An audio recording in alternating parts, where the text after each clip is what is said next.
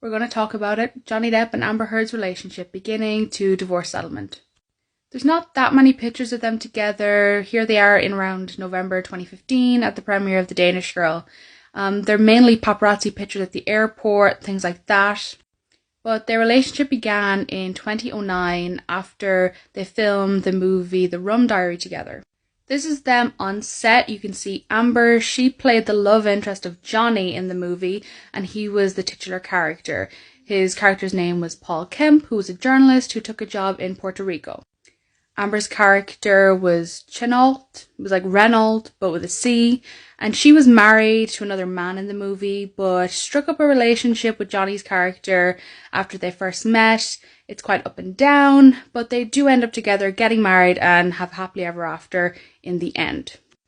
In real life, however, they don't get together for a few years, and the exact date of when their relationship begins is pretty non-specific, I guess. In a court filing after their separation, she says it was around the end of 2011, beginning of 2012, which can kind of cross over between the end of both their relationships. Johnny was in a long-term relationship for about 14 years with French actress and singer Vanessa Paradis. They had 2 kids together, Lily Rose Depp and her brother John Christopher. Amber had also finished her relationship with Tassia Van Ree around this time. She was a photographer, and they dated from about 2008 to 2012. Neither of them were single for that long, because both of them culminated in separation with their respective partners in around 2012, and so they got together around 2011, end of it, beginning of 2012. But they stayed pretty private about their relationship. The majority of their interviews, they refused to speak about each other, saying they wanted to focus on their work as actors instead of their relationship and being a celebrity. One interesting point I forgot to mention was in around 2011, Amber did speak to Vogue about her time working with Johnny on the Rum Diary movie. She gave a pretty interesting quote saying, "Working with Johnny was torture. It was better than I ever imagined," which is really saying something. I'm assuming torture in this context is a good thing, but yeah, a bit confusing, and that's pretty much all she said about working with him. There's a lot of speculation between now, around this time, and early 2014 when Amber is seen with a giant engagement ring. This kind of starts around some issues, you could say, because the whole engagement ring fiasco, yeah. Okay, we're back. Part 2 of Johnny Depp and Amber Heard's relationship beginning to divorce settlement. Okay, we're in early 2014. They're engaged. They're very much in love. And this is Amber with one of her multiple engagement rings throughout the beginning to middle of 2014. Yep, not 1, not 2, but 3 engagement rings. 3 different engagement rings that all look very, very similar. I've seen reports of 5 different engagement rings, but I could confirm 3. It was great.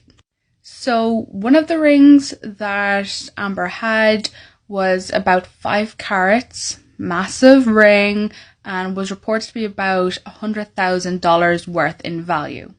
She then made an appearance with a completely different ring. It had a slightly smaller diamond. It had diamond embellished bezel around the band with scroll work. Then she also made an appearance at the Cannes Film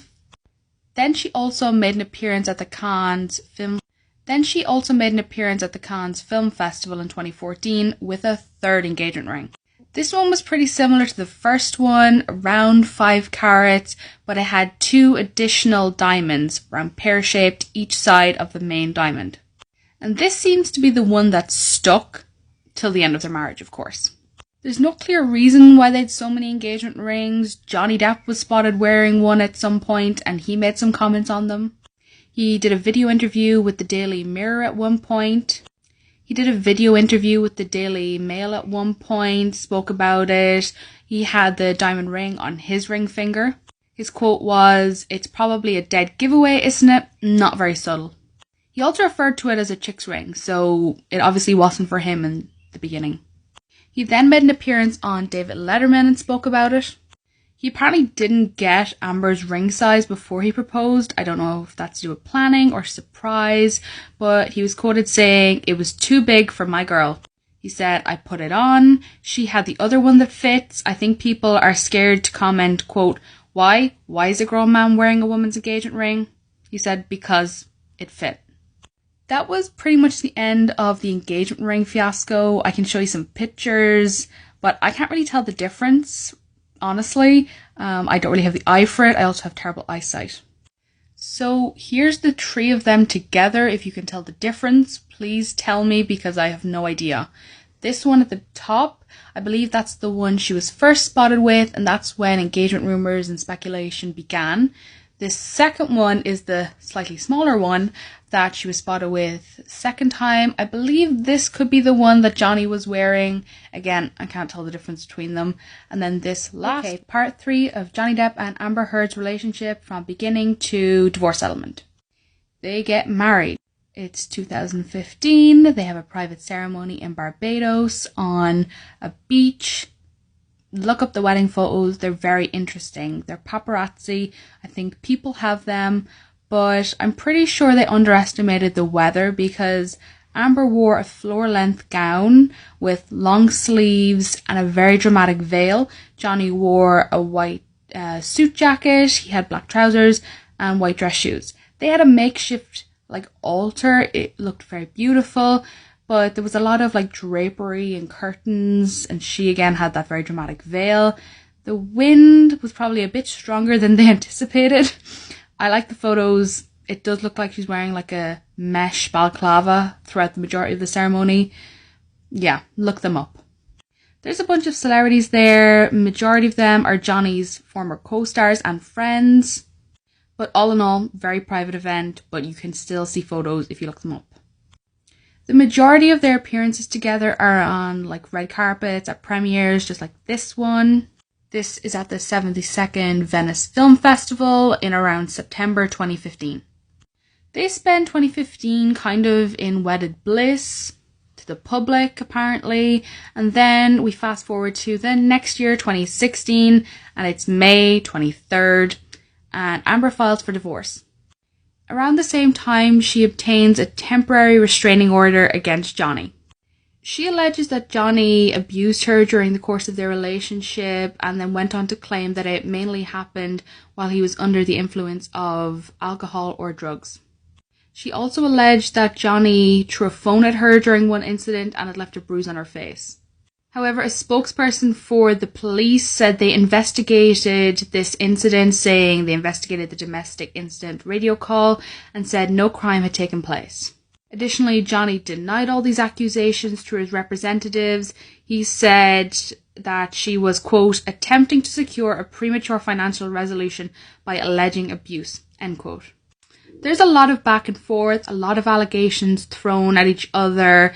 It gets very messy, very complicated, and a lot of people get involved. Next part, last part. This is the last part, part 4 of Johnny Depp and Amber Heard's relationship beginning to divorce settlement. Here's the divorce settlement. It takes them some time to come to an agreement, a lot of back and forth. They cannot agree on the joint statement they're going to release following their divorce. However, they do agree in the end, and on the 13th of January 2017, they're officially divorced and separated. Amber, as part of this agreement, rescinds 2 requests. The first one is a permanent restraining order against Johnny. She does not want that anymore, she says. The second one is she initially requested $50,000 a month in spousal support. She also rescinds this request. She is, however, given $7 million in this divorce. This is very, very controversial stuff.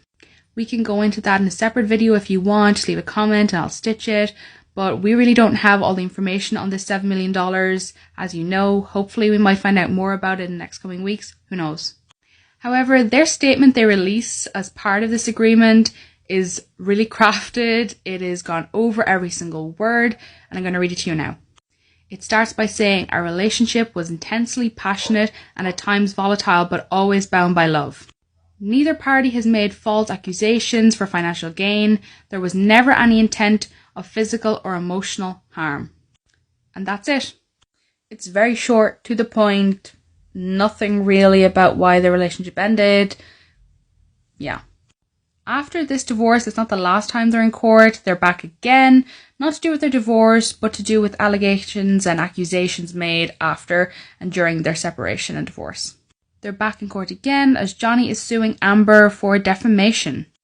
He said that she defamed his character and financially impacted him, and is suing for $50 million. This really pertains to her 2018 Washington Post opinion piece, where she talks about being the survivor of domestic abuse. She never named Johnny in this article by name, but he says that people understood the reference and it did damage his career. It's set to last about 6 weeks. It could last longer, who knows? But if you want, we can keep you up to date on this and follow along.